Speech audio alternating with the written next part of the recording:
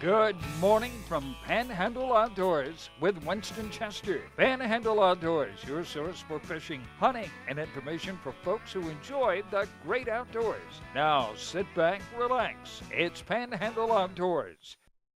Good morning, folks. Welcome to Panhandle Outdoors. I'm Winston Chester. Glad to hear on this Friday morning, getting ready for a big weekend, and it's going to be a nice weekend. Got a little bit of warming trend. I know it was really cold yesterday in a lot of places. That wind, if you hadn't been blown away, then you just missed a good chance to be blown away because it was really, really blowing. I think it blew all the leaves off the remaining leaves off the tree. Weather brought to us by Haney Technical Center at the corner of Baldwin Road and Highway 77. Don't forget now, Saturday, tomorrow, they're having the big fish fry and garage sales. So run by and check it out and get some good fish right there. High today, 66, and low tonight, 50. So it's going to be that warming trend that started off, and we may have some rain coming later on or first part of next week, but it's going to be a good day today and tomorrow. Water temperature is 64. Really fascinating following this water temperature. I talked to Kerry at the City Pier. I'm going to talk more about what he said about the water temperature going out there. It's changing 2 or 3 degrees within a 24-hour period, going up and down. So that's interesting. River readings. Take a look at the river reading of Lunchtown. It's falling out for the weekend. It's going to be an 8.6. And it's looking in good shape. If you like to fish a falling river, be some good catfishing this weekend. Choctahatchee at Caryville, you're looking at 7.6 foot right there. So it's going to be in good shape also there. A tide chart brought to us by Kent Forest Lawn Funeral Home and Cemetery. Their motto is "When Carrying Counts." They're located right here on 23rd Street. Looking at today's tides, today would be the 14th. We got some neat tides looking at today. We got a low tide at 5:52 and a high tide at 9:53 tonight, and it's going to be just less than a 0.6 foot range. Okay, marine forecast today is going to be coming out southeast at 5 to 10. Now on the phone, I'll be talking to Sea Quarters Marina down in Carabel. Kim is manning the ship down there, and she's keeping us warm. I got fascinated last week. I talked to her off the air about folks catching those sheephead from the bank and having some good inshore fishing. So I want to hear more from Sea Quarters Marina. Good morning, Kim. Good morning, Mr. Chester. We're having a beautiful sunrise here at Sea Quarters Marina in Carabel, Florida, and we're looking at a low tide here in about another 10 minutes. And the folks have been having a great time fishing off the shore and up the river catching some brim. Well, listen, you were telling me last week about the sheephead catching from the bank. Those campers coming down there. Tell us about that. Oh, it's been great. We've got a couple of RV parks here in Carabel that have been full to the brim, and they've been coming on in and usually catching them off some shrimp. And we've got all kinds of bait here at Sea Quarters, so they've been using pretty good with the shrimp as far as catching them right off the banks. And we got a nice little pier right down the street from us, and they've been having real good luck, and they're good-sized sheephead. Well, I know they're having a good time doing that. Oh, yeah, and the weather's been pretty good now. It was a little bit cold, yesterday, but it's looking like it's going to be a great weekend. Yeah, and we also said that we're catching some redfish and speckled trout around the area. Yeah, that's a big Roger. They've got a couple of spots just up to a river from the marina here, and then just down at the mouth of the river when you exit. And they've been doing real good with good-sized trout and redfish. Well, that's good. Do you have any idea what your water temperature is down in that area? There was a gentleman went out a couple days ago to O Tower, said it was around 61 degrees. Okay, at the O Tower. Yeah. Okay. Yeah. All right, very good. Well, Kim, thank you so much for that report.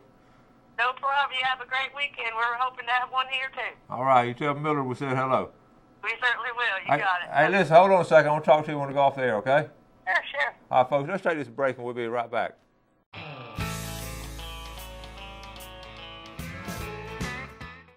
All right, welcome back. That was a good report down in Carabel, and we were covering all over the Panhandle, and we're right on the verge of it busting loose. But let's go to some pictures, and you'll see it's still been, even though the weather not cooperating, it's been a steady week. We had 1 or 2 pretty days. It's been a steady week. So let's go back to Sunday afternoon. It's David Bender over in West Bay catching a nice redfish. Good job, David. And over in the East Bay, Billy Joe Hornsby returning the trick. He and his wife, they both caught some nice redfish out of East Bay. Good job, Billy Joe Hornsby. Now, we got a picture. Mexico Beach. Let's go. Isn't that a great picture of Mexico Beach? We have the eagle, of course, landed right there on the beach, and excellent job there. I've got this next picture. This is my class, folks. This is the first time it ever happened. I normally don't show stuff like this, but this is Nicole Val, and make sure I could use her picture on air because this is the first time we're in a little fly fishing unit, and we're sort of in the parking lot there. You can see with the gym in the background. And what I wanted, I've got a couple of pictures to show you of Nicole. Now, Nicole is a sweet girl, excellent volleyball player, but we're fly fishing. I want you to look at her left hand. She has her cell phone, and they didn't want to leave the phones in the classroom. Folks, I'm telling you, cell phones are a problem all over the school systems. And I know you say, well, tell them to put it up, and they do put them up, but she didn't have a pocket anywhere on her outfit, on the shirt or pants. She didn't have a pocket. So this is the first time ever I've had a student fishing, practicing fly fishing, holding her cell phone. I just had to take a picture of it. She knew I was taking a picture, but she had no idea why I was taking a picture. I said, Nicole, you're the first person in the history of my teaching fly fishing to have a cell phone in your left hand while you're fishing. I just thought that's remarkable. I'm going to save that picture because this is literally how the teenager are attached to their phones. It really is. Of course, she put it up. They put them up when you ask them to, but it's just part of their life. They think it's like breathing. They got to have it, and it's amazing. Okay, now let's go to some turkey. Okay, you've heard me talking about my kinfolks up there in Calhoun County, up there in Bristol. I followed Hunter Jordan was a quarterback for Bluntstown, and Dad's Greg, and his mom is my niece Amy. Well, this is the youngest son. This is Tucker. Tucker is a 14-year-old at Bluntstown Middle School. Last weekend, a youth turkey hunt. Good job, Tucker. And I'm very proud of you getting that turkey there. Tucker Jordan there. And okay, now announcement of Saturday, April 5th, the Biofeeder Center will be having Earth Day. You're going to go ahead and put it on your calendar there. The Earth Day of Biofeeder Center. And how about just riding on the river? One of my students took this, Devin Wheeler, riding on Holmes Creek. Isn't that beautiful? Right around the corner will be some great river riding. This is how I feel sometimes. I'm so busy, I don't know if I found a rope or lost my horse. That just hit me because I feel like that a lot of times. Okay? Squid. Squid are showing up. This is off the pier now. This is Jeff Thomas caught these squid. Those boards are 11 inches, so you can see how big those squid are. That's some big squid off the pier out there. And then the Kobe boys are getting ready. Mark Bossler is getting all his Kobe jigs all set up, and this is really fascinating. Following these Kobe guys, and all kind of different colors, and these Kobe crazies are really excited about going out. Okay, and okay, that's going to be the pictures for now. Let's go ahead and I have some other stuff, but let's go ahead and take our break now, and we'll be right back.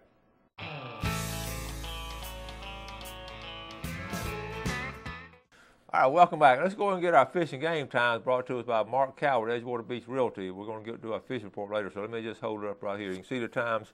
We're looking at 11:20 this morning, right here in the middle of the day, 11:20 this morning, and then 11:42 tonight, 11:20 to 1:20, and then 11:40 to 1:40 tonight. And those times are important, especially, now remember that a lot of times the differentiation is caused by the pressure dropping, wind blowing, all kind of things can affect this, but in general, those times are really strong. I've checked them over the years, and they've been really close. It's not perfect, they're not 100% perfect, but a lot of times you get a lot of activity in those periods, okay? But there are different things that affect it. Now, let me flash back to a little history story real quick before I get ready, and then we're going to do our drawing for the Tarpon Dock. But people ask me, what are some of your favorite stories out of my book, Full Box, and of course I don't have a favorite story. I have a bunch of favorite stories, but one time someone asked me, what's the funniest story?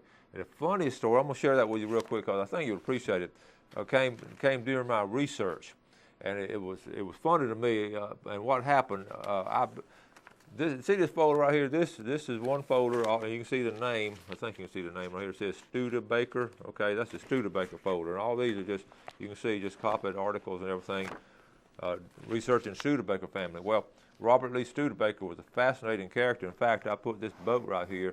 This boat was one that he built right here in the center. And the first story in the book is Robert Studebaker. He was just a prolific boat builder, and you could really, and you got to imagine building boats around 1900. And so anyway, but I don't want to talk about him. I want to talk about his daughter. His daughter named Maddie Studebaker, and she was born around 1900.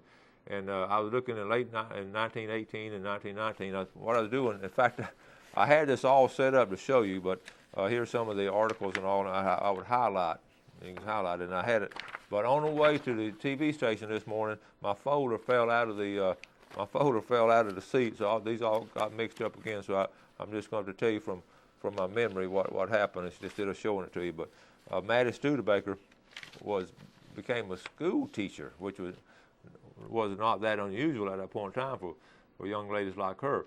And remember, the county at those times would appoint them to different places and all. And also keep in mind we had the first vehicle here at about 1913, 1914. So a lot of times the school teachers would go, and it's just like one or two roads.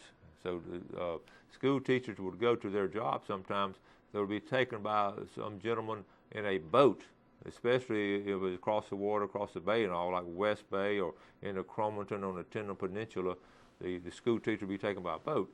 So I was being a teacher, I was sort of fascinated sometimes when they got assigned different places. And I was looking, I was going through, I forgot what year, I think 1919, and I saw one of these stories where Maddie Studebaker has been assigned to the school at West Bay. And last year she taught at Auburn, because it was good about giving information on backgrounds and everything. So last year she taught at Auburn, and I was fascinated. I went home and told Gail, I said, Maddie Studebaker must be really smart. Obviously she went to school at Auburn University and probably got her degree up there, and must have taught college at Auburn University. And then now think about how she's going from Auburn University to West Bay. That's got to be a shock to her. Well, I was on my mind all day, so when I went back down to the library the next afternoon, I just delved into it. And what it was, she had taught, if you remember when I showed you this past week, all the communities at Tyndall. We had Cromerton, Belle Isle, Davis Beach, and Auburn. So it was a community of Auburn on the Tyndall Peninsula where she had taught. And it was funny because I got a lot of Raffield families live there, so obviously she taught a lot of Raffields, but I was fascinated with that. I had to go home and tell Gail I had to eat crow because she did not teach at Auburn University. It was a community of Auburn on Tyndall. But I knew Cromerton was over there, but I didn't know a lot of those other little places were, and that's why I shared that with you about those other communities. But that was fun. And the Studebakers, and she never married, never had any kids, so I had a dead-end street on doing the research with her. But she would have been a fascinating lady to have actually interviewed. I wish I had a chance to sit down and talk to her, but it was amazing. I did find one picture, and I pulled it out. It was not going to be that big of a deal. Well, let's see. It fell out of the seat too this morning. But I'll tell you more about Maddie Studebaker later. Fascinating lady, but she taught at Auburn, but it's not Auburn University. Okay. Now, people asking about the books, and they're doing real well here in town. C&G Sporting Goods, out in Sunjammers, on the beach in Sunjammers, and Port St. Joe, of course, is Blue Water Outriggers, and then up in Dothan, you can get a Southern Outdoor Sports, and in fact, they've been on. They're doing real good up there. A lot of South Alabama people are buying those books. Okay, now let's get ready for our drawing for the 10. I've still got Tyndall on my mind because I got a call from a Tyndall historian, and they wanted to get a book and all. So anyway, let's get back to what we're going to do now. This is a Tarpon Dock Seafood, and we're going to draw for the $20 gift certificate first, and then we're going to draw for the red snapper. All right, so and try to pick it up this week now if you win it, because it's hard to get behind on it. Now the winner for the $20 gift certificate is going to be Bruce Mixon from South Walton. In fact, I just put Bruce in there this past week. So you can enter this at any time. So Bruce, congratulations. Going to get you $20 worth of seafood. All right, now for the big red snapper, I'm going to draw it. I always try to reach down here in the bottom. And the winner is, there's two of them right there, is Frida Malik from Weewall. Hope you're still in town, Frida, and you're going to win a big red snapper. Hope you haven't gone back to Maine yet. So good job there. Two good winners. And so y'all run by and check out. We appreciate Tarpon Dock sponsoring that. Now, keep in mind, too, keep sending us reports. Now, we're right on the verge. I'm getting ready to set up now to do the Friday fishing report. But the hybrid bass has done well. And you just saw the squid showing up. That's really good stuff and all. But I wrote down here, I need a report on red horse sucker. The red horse sucker fishing and gigging ought to be doing real good right now. But that's one thing I don't have in the report. So some of y'all freshwater guys, go ahead and send me a report on red horse sucker. All right? We're going to take our final break and we'll get set up for our famous Friday fishing forecast. And we'll be right back.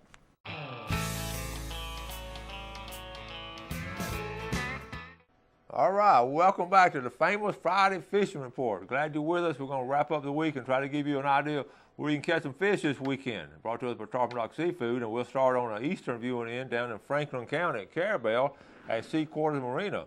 We just got off the phone right at the beginning of the show with Kim that's working there today, and she's really on top of things. And she was talking about the different places to go there. Sea Quarters was right up in here in this area here, but up around the bend. First of all, we're going to the mouth of the river. She's talking about this area right down in here where some redfish and trout are, and also up here around the bend right here. There'll be some good places, and these guys are coming in here, and their Sea Quarters located right in here. Okay, here's a bridge right here that goes into town, and you go down here to the mouth. Some good places here, fishing on the dock, along the edges right here, and then, like I said, fishing off the dock up in here. Some good places to go. So things are looking good down in that area. Okay, now let's move on out on the backside of Dog Island. We talked about the backside of Dog Island before, so let's move on over to Apalachicola Bay on the eastern end there, and back behind St. George Island. Don't forget, it's a great time to go to St. George Island State Park and fish in the bay. The trout fishing on the backside will be really good this time of year. Okay, and when the pompano come up, this is one of the first places. I have not gotten a report from anyone down at the St. George Island area, but usually they'll start catching a pompano right down in that area right now this time of about middle of March. They'll start catching pompano. A lot of surf fishermen coming in from out of town, from Tallahassee and all, to fish in that area. That's mainly where they go. But that's the ideal place to go. And by the way, next week on Monday or Tuesday show, I'm going to show you the top places to go, the top 10 places to go to surf fish this time of year. All right, now let's go on. I was not able to get a hold of Captain Blair Morgan, so I'm assuming the stump pole again is going to be very, very efficient in catching. But if I was going to fish this weekend, and the big choice of fishing between or turkey hunting or fishing, Indian Pass always steady. The water temperature is warming up there, and Indian Pass would be a good place to go fish from the surf. You can put your boat in right down there and go on the backside. And I've showed you there's some redfish, some great redfish hole bars right back in here on the backside in here. Some of the best places to go. Also, the sheephead bite, getting back to the Apalachicola Bridge, we talked about it before. The sheephead bite is excellent. Okay, coming in East Point. Let's go to see the old bridge right there. You got a new bridge and an old bridge. All right. This is the new bridge coming across the St. George Island. The old bridge, you can walk out on it right to here. And the sheephead fishing is excellent along in here, okay? And people also catch some around these jetties here, come by boat, and you can fish along in here. If you don't have a boat, you can catch them. That's one of the top places to go. And also, the actual bridge itself that goes across from Apalachicola to East Point. You can catch them. You can catch some there. My dad used to come drive all the way down on Saturday and fish there and catch some nice ones, okay? So now, the river system itself is doing real well. The water's still cool in it. I want to go and mention this area right here when I had Ken Taylor talking about surviving his falling out of the boat. He was down in this area right in here, folks, and he had to get way back up in here and go way back up 20 miles up the river with it being 38 degrees, and that's still a remarkable story. And I talked to my class about that story too. So, all right, let's move on. Move on here past Cape San Blas. Let's go here to Mexico Beach. Mitch Coleman sent in a great report, so I'm gonna read you right here what Captain Mitch Coleman from Florida Days Adventures reported. Water is warming quickly along the near shore, up to 64 to 65 on the Bell Shoals, and the sheephead are biting really good. On most structure in 20 to 30 feet, they're biting shrimp, fresh and even small pieces. The canal and jetties are producing lots of whiting and some flounder on cut bait and cut shrimp.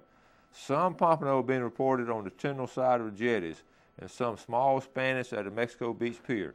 Okay, so the first one's coming in they're catching them small. But of course, Mitch did not see any, just going by some reports from Mexico Beach Pier. He knows in 6 to 7 feet of water that AJ bite is still good on live grunts or jigs. And last weekend, he released several snapper over 15 pounds, including one picture that we showed. That picture is 24 pounds. It was 37 inches long. It was caught on a live grunt 30 feet off the bottom, and that's interesting. We're talking about fishing off the bottom and all. Okay, let's go on down here. The big question now are the Pompano and the Spanish end, and we just talked to the pier. Let's come on down in here now. Just talked to the pier. Carrie told us they're not catching any. They have not caught any at the city pier. I did get reports they caught some at the county pier. They caught 12 to 15, I think, Sunday afternoon. So that's Pompano. A few Spanish were caught Sunday also at the city pier, but he said they were real small. In fact, it's been a slow week. I was going to get him on air to talk about it, but it really was not that exciting of a week to talk about. He said, in fact, Wednesday there was 0 fish caught off the pier. So that's going to change shortly, though. Okay, let's look in here at Panama City. Like I said, we've had 2 fogs now. March the 3rd and March 11th been the 2 fogs. So the third fog should be bringing in the Spanish. Panama City resident Tommy Oliver brought home a good catch of hybrid bass. We showed that picture on here from the Intercoastal. And fly fishing now. I won't call his name, one of my students' dad went to Deer Point Lake and really had some good luck. In fact, Tuesday afternoon he caught 16 bass on the fly up at Deer Point Lake. So caught and released all those bass. So that's going to be really good. So it's really beginning to shape up. East Bay and West Bay, you saw the pictures earlier. Both those bay systems produced redfish this week and did real well. Going over here to western, if I was, let's go over to Laguna Beach in that area. Get ready to Seagrove Beach. They should be catching pompano anytime this week. They should be catching, I guarantee this weekend, some pompano are going to be caught out of Grayton Beach State Park. So be aware of that. Intercoastal Waterway still holds some sheephead over on Choctaw Bay. I would, again, the trout should be good. The river's doing real good now in Choctaw Bay. So I'm running out of time, folks. Thank y'all so much for watching Panhandle Outdoors. Be sure to do something good for somebody today, and God bless. Thanks for joining us for Panhandle Outdoors with Winston Chester. Panhandle Outdoors features hunting, fishing, and other activities and information to help you enjoy the great outdoors. Join us next time for Panhandle Outdoors.